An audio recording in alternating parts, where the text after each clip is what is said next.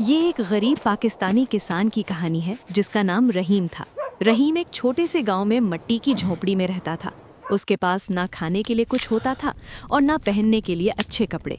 अक्सर रातों को वो भूखा सो जाता था और सर्दी की रातें उस पर बहुत भारी गुजरती थीं।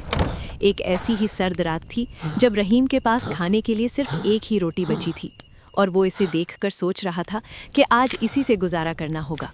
इसी रात एक फकीर उसके दरवाजे पर आया और उससे खाने की दरख्वास्त की।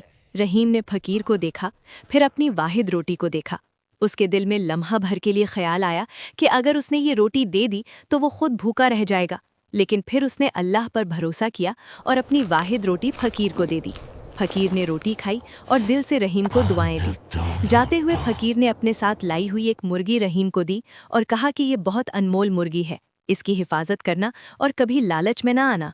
अगली सुबह जब रहीम उठा तो उसने देखा कि मुर्गी ने एक अंडा दिया है।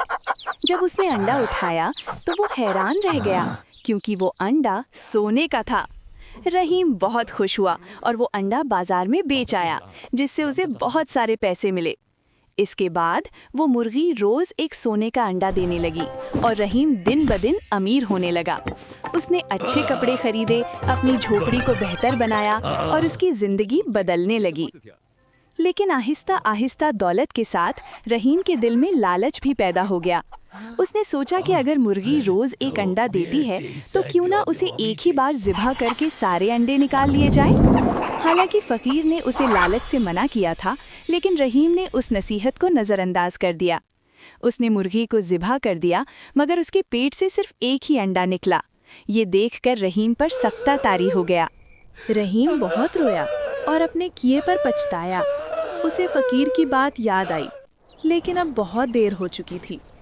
आहिस्ता आहिस्ता उसके पास पैसे ख़त्म हो गए और उसे अपना सब कुछ बेचना पड़ा ताकि वो जिंदा रह सके। आखिरकार वो दोबारा उसी गुर्बत की ज़िंदगी में वापस आ गया जहाँ से उसने सफ़र शुरू किया था। इस कहानी का सबक ये है कि लालच बुरी बला है। जो इंसान सब्र और शुक्र पर कायम रहता है वही असल में कामयाब होता है, और जो लालच करता है वो आखिरकार अपना सब कुछ खो देता है।